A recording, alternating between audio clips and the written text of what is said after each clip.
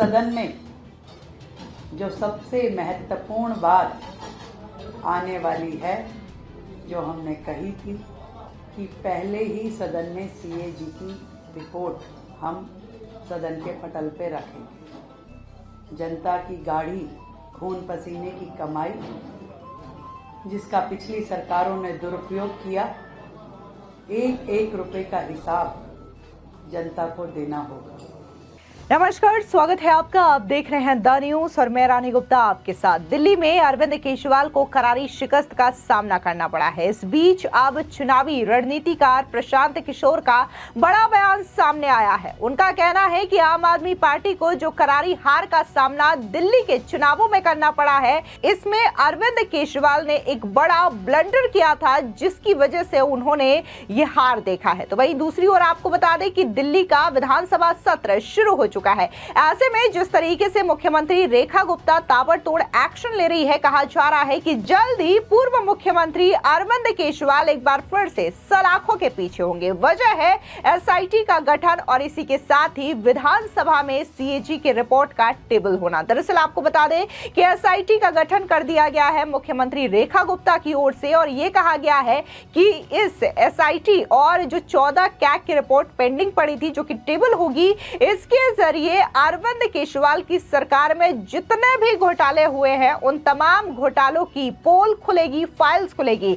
इसमें आपको याद दिला दें कि शराब घोटाला, शीश महल घोटाला, पैनिक बटन घोटाला, इसके अलावा डीटीसी बस घोटाला, कई ऐसे बड़े घोटाले हैं जिसकी अब कलई खुलने वाली है। और इसके बाद अरविंद केजरीवाल के साथ साथ आम आदमी पार्टी के कई दिग्गज नेताओं की मुश्किलें बढ़ सकती है। और सबसे बड़ी वजह यह है, जिस तरीके से शीश महल और शराब घोटाला है, इसको ऑलरेडी अरविंद केजरीवाल की मुश्किलें बढ़ चुकी हैं, क्योंकि अब एसआईटी का गठन होने के बाद माना जा रहा है कि सिलसिलेवार तरीके से जांच होगा, जिसके बाद अरविंद केजरीवाल के खिलाफ कई सारे सबूत आएंगे। फिलहाल तो अरविंद केजरीवाल शराब घोटाले मामले को लेकर के जमानत पर है, लेकिन जब एसआईटी की टीम के द्वारा इन घोटालों की पोल खोली जाएगी, तो उसके बाद अरविंद केजरीवाल का बचना मुश्किल हो सकता है। दरअसल आपको बता दें कि दिल्ली में पिछले 2 विधानसभा चुनाव में 70 में से 67 और 62 सीटें जीतने वाली आम आदमी पार्टी को इस बार बड़ी हार का सामना करना पड़ा है। हाल ही में संपन्न हुए चुनाव में अरविंद केजरीवाल की पार्टी महज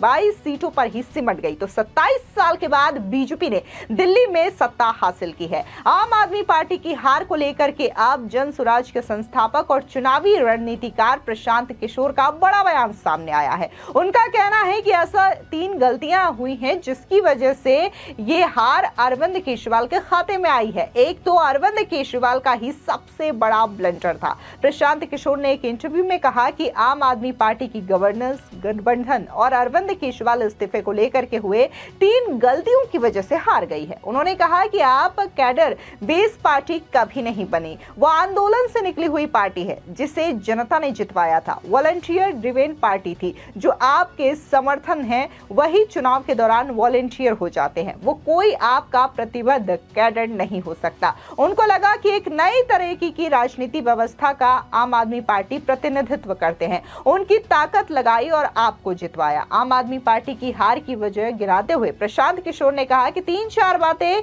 जो दूर से समझ में आ रही है। एक तो गवर्नेंस के अभाव में वजह में एंटी इंकम्बेंसी थी, और इस टर्म में शिक्षा को छोड़ करके कोई नई बात नहीं थी जो कि जनता ने देखी। गवर्नेंस पिछले पायदान पर दिखा, खास तौर से पिछले मॉनसून में जिस तरीके से जल भरा हुआ, मोहल्ला क्लिनिक ध्वस्त हो गए, यमुना पर जो आपने वादे किए थे, पॉल्यूशन की जो समस्या है, कुल मिलाकर के जो लोगों के जीवन को प्रभावित करने वाले विषय हैं, उसमें कोई सुधार नहीं दिखाई दिया और ना ही कुछ गिरावट देखने को मिली।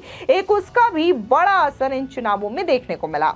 इसके साथ ही प्रशांत किशोर ने कहा कि कभी इंडिया अलायंस के साथ रहने और कभी दूर रहने की वजह से उन्हें 2 तरफा नुकसान हुआ। उन्होंने कहा कि आम आदमी पार्टी जो पार्टी विद डिफरेंस का टैग लेकर के आई थी, वो धीरे धीरे कमजोर हो गई। इंडिया अलायंस का हिस्सा होना और नहीं होना, दोनों में उनकी पोजीशनिंग समझ में नहीं आई। आप इसका हिस्सा हैं या नहीं? लोकसभा में साथ खड़े और विधानसभा में अलग। एक जो बड़ा वर्ग है वो ये कहता था कि ऊपर मोदी नीचे केजरीवाल, वो आपके हाथ से निकल गया। वो वर्ग जो चाहता था कि आप मोदी को हराने के लिए इंडिया अलायंस का हिस्सा रहें, वो भी नाराज हो गया। दोनों ओर से नुकसान हो गया। और इसके अलावा चुनावी रणनीतिकार प्रशांत किशोर ने कहा कि इस्तीफे को लेकर के उन्होंने गलत समय पर फैसला किया, जिसकी वजह से दो तरफा नुकसान हुआ।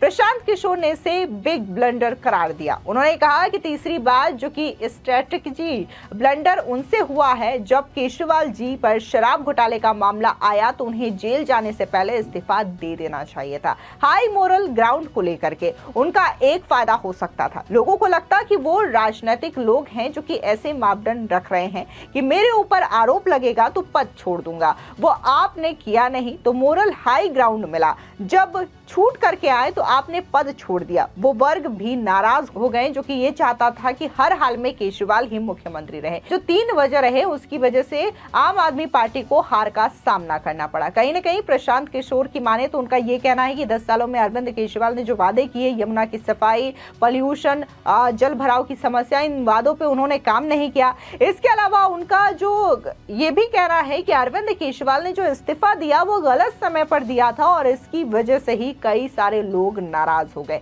तो कहीं ना कहीं इस्तीफे देने के समय को भी एक बड़ी वजह के तौर पर देखा जा रहा है। उधर दूसरी ओर आपको बता दें कि दिल्ली विधानसभा सत्र शुरू हो चुका है और ऐसे में खुद मुख्यमंत्री रेखा गुप्ता ये कह चुकी हैं कि सीएजी की जो रिपोर्ट है वो विधानसभा में पेश की जाएगी, जिसके बाद माना जा रहा है कि आम आदमी पार्टी की टेंशन बढ़ चुकी है। जो पिछले आम आदमी पार्टी का शासन रहा है उस दौरान जो भी भ्रष्टाचार हुए हैं उसके जरिए यानी कि कैग रिपोर्ट के जरिए ये उजागर हो सकता है। ये रिपोर्ट 25 फरवरी को एलजी के अभिभाषण के बाद पेश होने की संभावना है। इसी के साथ ही मुख्यमंत्री रेखा गुप्ता की सरकार ने यह घोषणा की है कि इन रिपोर्ट्स के सार्वजनिक होने के बाद एक एसआईटी बनाई जाएगी, जिसका मकसद आम आदमी पार्टी के सरकार के तहत हुए घोटालों की गहराई से जांच करना है। इन सीएजी रिपोर्ट्स में कई बड़े मुद्दे शामिल हैं, जैसे कि शीश महल केस, जिसमें अरविंद केजरीवाल के आधिकारिक आवास पर सरकारी धन के दुरुपयोग का आरोप है, और शराब घोटाला जिसमें शराब नीति में अनियमितताओं की बात कही गई है।